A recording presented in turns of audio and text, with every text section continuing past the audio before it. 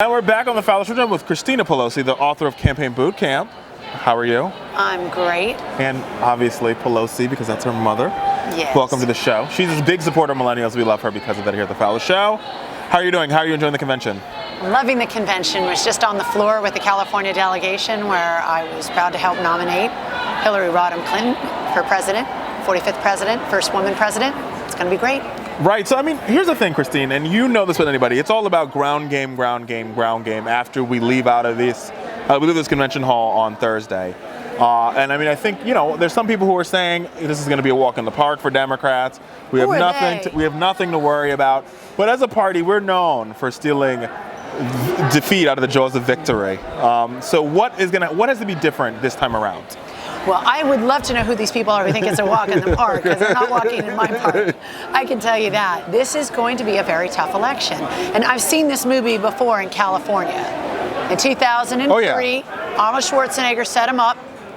He was the daddy that was going to save California from the feminine policies of the Democrats. And he set himself up, the Republican daddy party. And if you look at what Trump is doing, Trump did the exact same thing last week, down to having his children or his wife introduce him and speak every day to reinforce that daddy notion that you need dad and not mom. And the irony is that now Trump is being replaced on the Apprentice show by Schwarzenegger, but he's actually taking a page from Schwarzenegger in the race. DC area people may remember the governor's race in Maryland, 2002. Kathleen Kennedy Townsend was winning until there was the DC sniper, and then along comes Bob Ehrlich, daddy figure. So I think we should be very afraid of their efforts to make us afraid.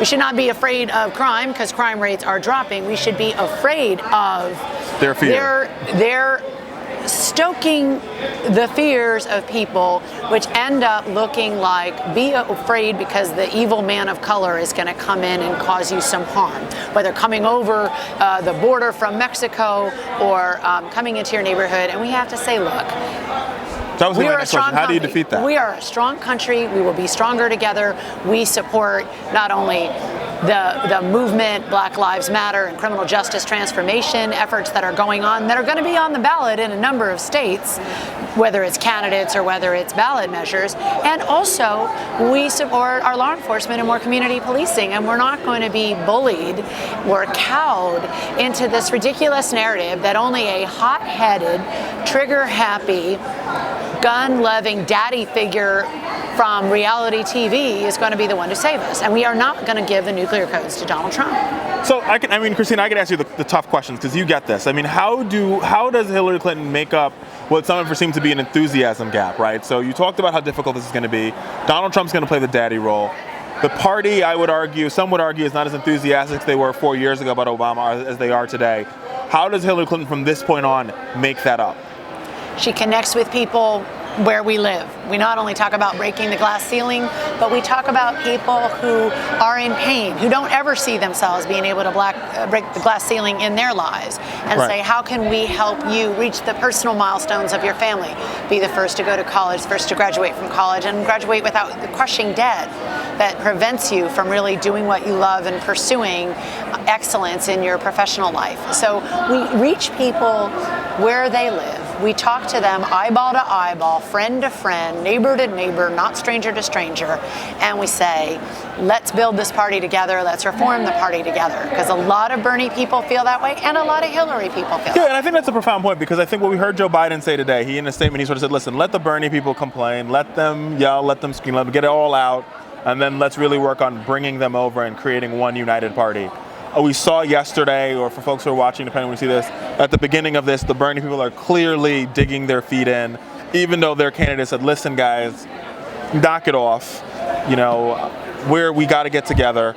How do we work on not only beyond like the enthusiasm gap, keeping the Bernie folks engaged until November? Because I think the sense is they're like, all right, we're done. We're going home. One lady on the floor late last night said to us, well, if it's Bernie or bust for me, I'm going to vote. I just don't know who I'm going to vote for. So how do we fix that? Well, I would say to all the Bernie supporters out there, The work goes on, the cause endures, the hope still lives, and the dream shall never die. Why do we know this by heart? Because it was Ted Kennedy's concession speech in 1980. I was 14 years old. I sat in his family box at the convention, and I watched him give that speech. I remember it forever. That was my first, convention. I think for a lot of Bernie people, they have a dream shall never die moment that they're going through right now. And so just as you and I can recite what Teddy Kennedy said, they can recite what Bernie has said. It's raw.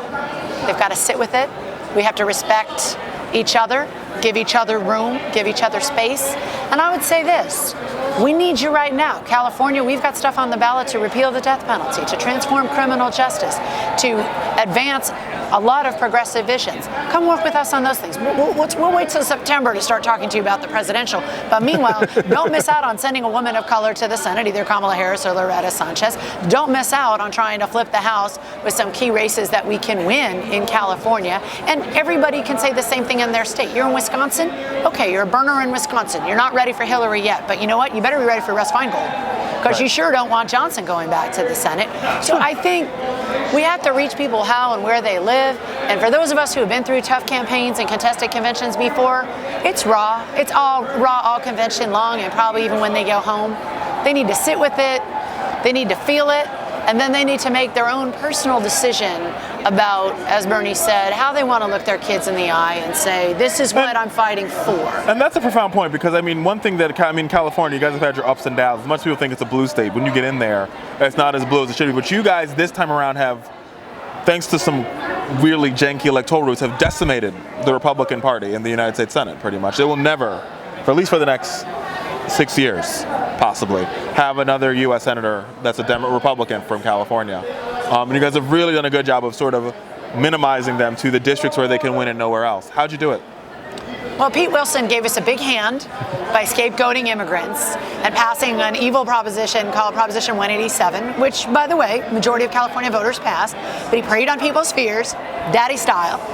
He had this ad called They Keep Coming that showed people running over the border, trying to get better lives and find jobs and feed their families. And he completely demonized immigrants. By the time he tried to turn that around and run for president, and he failed, because the Latino community caught on to him and started voting, and the Asian Pacific Islander community heard what they were saying about Latinos and said, geez, we're next. We're next. Or you could also be talking about me, African immigrants, Irish immigrants, a whole coalition of immigrants in California rejected. The fact that the great bumper sticker I still have, the last day Pete Wilson was in office, it said, adios, Pete Wilson. That was being passed out by the immigrants' rights coalitions, right? Adios, Pete Wilson. So he gave us a big hand by scapegoating everybody and giving us an opportunity to show people when you actually legislate your fears, you end up hurting people and you end up hurting your own community.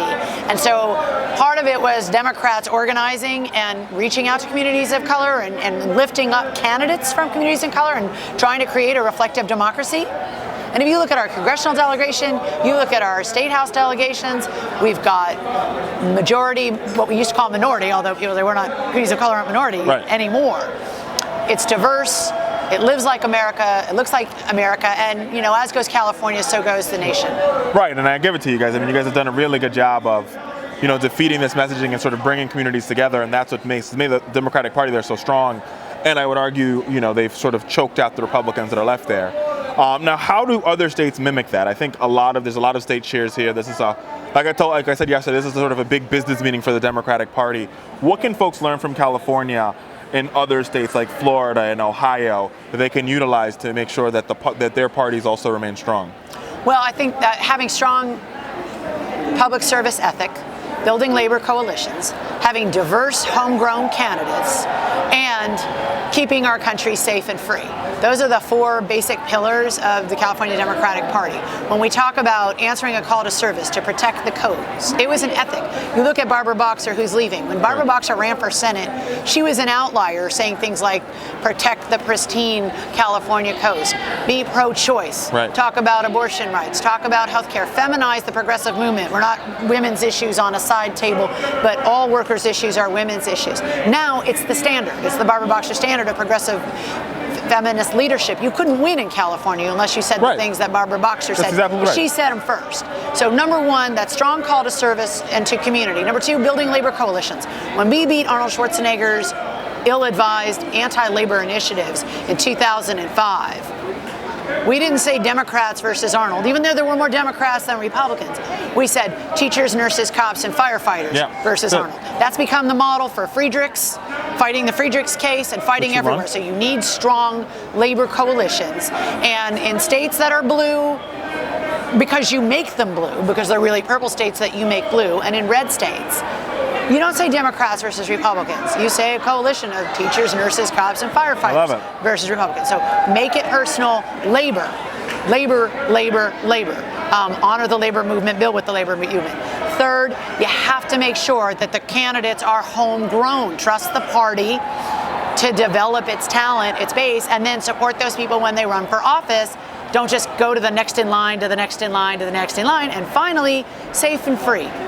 Supporting our communities and supporting our civil liberties, because a lot of people in the Democratic Party are Democrats because they believe in civil liberties, and a lot of gay Republicans vote with Democrats because they want to get married and they want to have kids and they don't want to go to conversion therapy. I love it. Well, Christina, that's all the time we have. As always, Christina Pelosi dropping knowledge here on the Fowler Show. We'll be right back after this break.